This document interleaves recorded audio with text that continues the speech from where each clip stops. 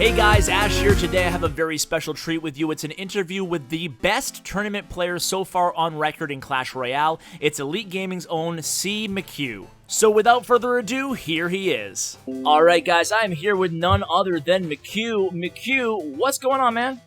What's up, guys? How you doing? I'm doing well, man. I'm really excited to have you on. Just briefly, we'll go over some of what makes you a pro tournament player. You finished first in the recent SHT big Chinese tournament, and that was a 15,000 card chest. You finished third in Galadon's big 1,000 person stream, or 1,000 person tournament, I should say, that was streamed, and that was 7,500 cards. And you have 5 top 3 performances all in tourney week. You're probably, without a doubt, Elite Gaming's best tournament player, at least one of the top 1 or 2. So I'm here to. We're gonna watch a few of your replays, and I kind of just want to pick your brain, and maybe you can give us a few tips, and we'll just get into your decks that you prefer and stuff. All right, sounds good. All right, so let's go ahead and start with the first replay you shared here against the Asian characters, I believe. I'm not sure, but you're one at the top. I got it. Okay, so I'm gonna go ahead and press play right now, and we'll just kind of talk about the deck that you're using here. Okay. So, well, first of all, how many decks do you use in a typical tournament? Do you have like one go-to deck, or do you kind of switch it up? I switch it up. I either have the triple legendary minor deck, or if I'm struggling with that, I go to Trifecta. Okay, so here you have the minor deck in the replay we're watching right now.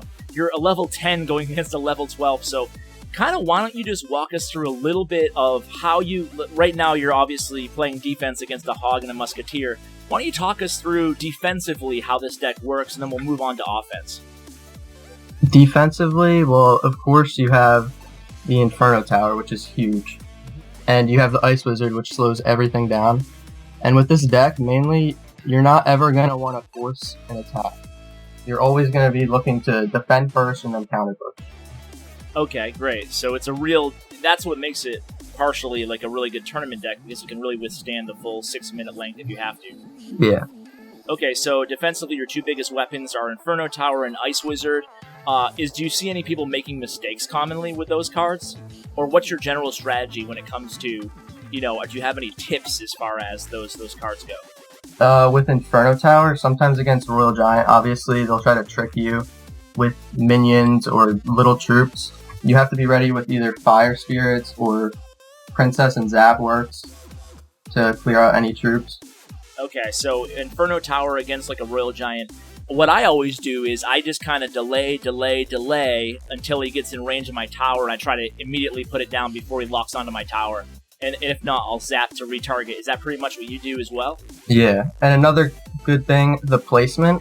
If you place it to the left sometimes, people will fly minions over the river, and they're not expecting an Inferno placement to the left. Okay. So that'll get people sometimes. Okay, so to the actual left of your actual tower, so way far to the left. Yeah. Okay, cool. So why don't you talk us through offense? You said that mostly your offense comes from countering, so is there ever a time... Well, what's your best win condition on this deck? Where do you get most of your damage done? With the mini P.E.K.K.A.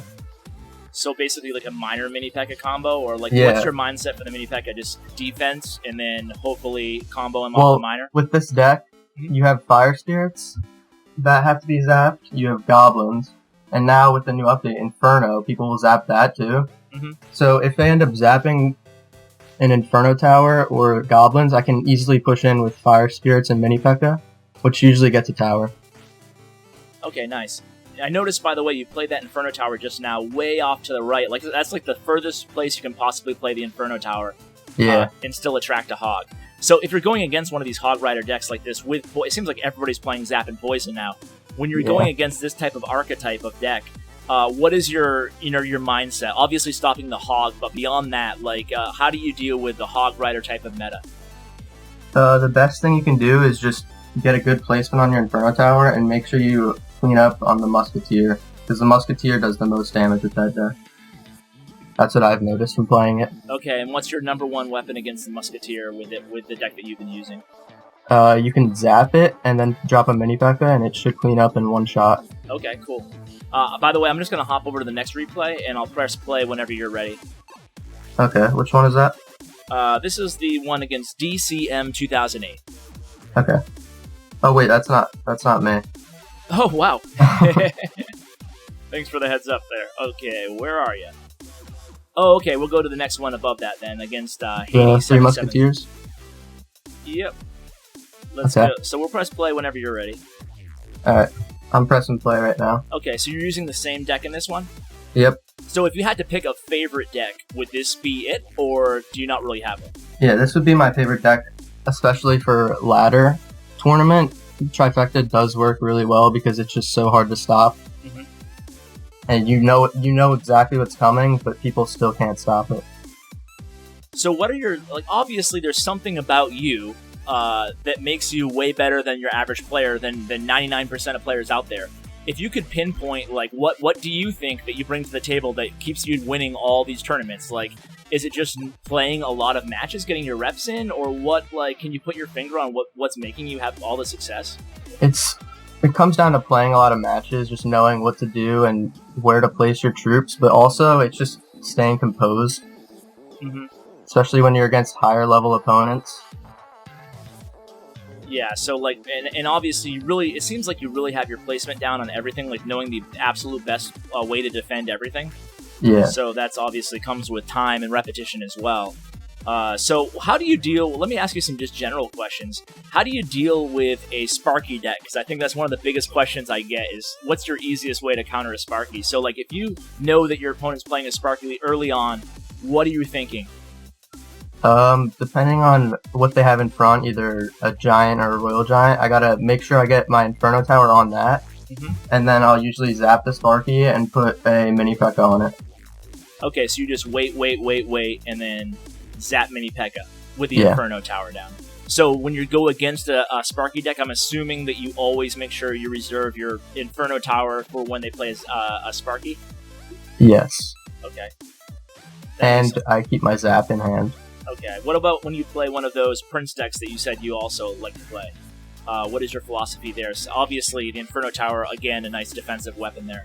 Yeah, you need to keep the Inferno Tower, especially, and the Ice Wizard. And one thing you can do is you have one Prince go to the Inferno Tower, and then you have your mini P.E.K.K.A. for another Prince, so you can split them up, making it easier to deal with. Okay. That's a good tip there. And here you're going against Three Musketeers, and it looks like, oh, that was a really nice play there you had. You zap mini P.E.K.K.A. goblins? Yeah. That was good. So, okay, that was the Prince deck we talked about. How about if you're going against an air deck, like a balloon? I mean, I guess the Inferno Tower is really the answer on all these questions, right? Yeah, the Inferno Tower is really good. Have you ever tried any other defensive card instead of the Inferno Tower in this deck? I've tried Tesla, which seems to work somewhat. I just like Inferno because it deals with every single deck out there. Yeah, that's definitely true, because, you know, I didn't even anticipate you having the same answer to everything, but then I was like, of course, Inferno's the answer as well. So why don't you tell us a little bit about, have you been into competitive gaming before, or is this like your first game? Yeah, I have been into competitive gaming. Oh, nice. What game? Call of Duty. I actually quit for Clash Royale. Oh, no kidding. And you were pretty competitive there as well? Yeah, I was pretty competitive. Nice. Did you play like any of these like tournaments or anything like that, or like live in person, or was it? Yeah, I attended some LAN events. Oh, nice, man. Well, it looks like you have a good pedigree for this competitive gaming. So another nice victory on your part there. Let's go ahead and move up to the third one that we shared. And why don't we just ask a few general questions, because there's probably no one better. We'll go ahead and start the one against the guy from Egypt Masters. Okay. So there's probably no one better to ask than you, but like if people want to improve in tournaments, what are some just general tips you can give them? Because, you know, some of these tournaments, we're running into really stiff competition, right? I mean, these guys know what they're doing. So what is your best advice? You already shared to be patient and to think defensively. Anything else that you see like people just make? Go ahead. Yeah, my best advice would be not to switch your deck too often. Like, just get comfortable with one deck. That's the best option for you. And to try to get your cards to the tourney cap. And also that you should feel free to take breaks during these big tournaments, because it's not always about who comes out strong and quick in the beginning, but who finishes strong. That's true. In a lot of the tournaments I've won, I was not even in the top 10 for the first hour, and just the last hour I killed it. Wow, that's cool to hear, actually. It gives people hope. That way they don't drop out, like, an hour into a tournament or something, or a 2-hour tournament or whatever. Yeah. So you find that just, like, staying with it and just not panicking and just continuing to do your thing. Now, when you finish, like, first and in the top 3 in these huge tournaments, how many losses do you generally have throughout a match? Or throughout a tournament, rather? I usually have about 2 or 3, but jeez, that's some incredible. of them come in the beginning, so it's not too big of a deal. Wow, that's a lot, man. That really just shows how high the bar is for to actually finish top 3. Like, you can't have any losses. Yeah. I know in some of these smaller tournaments, I've never finished top 3 or even top 10 in one of these huge tournaments, but I finished first and top 3 in like smaller tournaments that I just do during the day. Yeah. And even those, if I lose twice, I'm pretty much not going to finish first or second. Usually, in most cases, Yeah. So it's difficult, but so it's just really keeping calm and stuff and getting your reps in. So I'm sure people will really appreciate that advice. Is there any tips for people who don't have all the legendary cards? Would you have a favorite non-minor deck? Yeah, my best advice is just to get really good with Trifecta. It's the best deck out there for people who don't have legendaries, and it still wins tournaments too. So what is your favorite Trifecta deck? Obviously Prince, P.E.K.K.A. What else? You have the Hog Valk Musketeer deck with Poison and Zap. Nice. Well, yeah, maybe we'll go ahead and have you back on sometime, and you can share some information about that deck, because we're seeing your favorite deck right now, but you did mention that you'd like to switch it up when you're going through like a slump or something. And for a slump for you, I'm imagining is just like one loss, right? Yeah. So well, here you go. You're dealing with Sparky right now. We can actually see you do it live. So there it is, Zap and Goblins, and you're gonna take it down, right? Yep. Yeah, you do. And it was a level 4 Sparky too, so and only a level 11 Goblin, so that was definitely that was probably the best method, cheapest method to take down a Sparky. Yeah. Because have you tried rolling with like Rocket or Lightning or anything like any of the big power direct damage cards to try to counter like Sparky decks? And no, I'm not really a fan of those. Yeah, me neither. I mean, Lightning doesn't even kill a Sparky in tournaments. Yeah. So I tried that out to my dismay when I found out it didn't work. So. But I guess before we let you go, man, is there any other like general tips? Is there a card that you feel is underused or underrated that you feel that more people should try out or anything like that? I want to see the log in action. I want to see people use that because for 2 elixir, you can kill a princess and any other troops that are around it. Yeah, it's awesome. I'm excited to see. Dude, I just got logged today. And I'm super excited. I've been using it a little bit. I used it at a lunchtime tournament, and I'm still getting the hang of it, obviously. It's pretty simple, obviously, but I'm trying to find like the best deck for it and the best place for it. But already, it's so cool to drop that log on a princess and be like, yeah, what up? That's an elixir win yeah. for me. So, I saw Clark Kent using it. He's doing well with it. That's the deck I'm using it with. I stole his because he finished second in a tournament we did yesterday. So I'll share that with the viewers. Actually, I'll throw it up on the screen. This is the deck right now you guys can see on the screen. And it's Furnace, Miner, Ice Wizard, Zap, Poison, Mini P.E.K.K.A., Minions, and the Log. So far, so good. I finished, I think, 20th or so in a 150-person tournament this afternoon. Just trying to get 20th. Just trying to get a feel for it, but I like the Log as well, so I'm excited to see that. I'll try that deck out. What's that? I gotta try that deck out. Yeah, it's pretty fun. I mean, I still... One of the weaknesses I find in it, at least for me, early on, is... I don't have a great answer. Well, I guess I do. I was going to say I kind of struggle against those power decks. With obviously no Inferno Tower, and, I have some answers, but I don't have, like, those distracting goblins or anything like that, or anything small like skeletons to distract a charging prince, other than, obviously, the Furnace and Fire Spirits, but I don't know. We'll play around with it and see what we can come up with.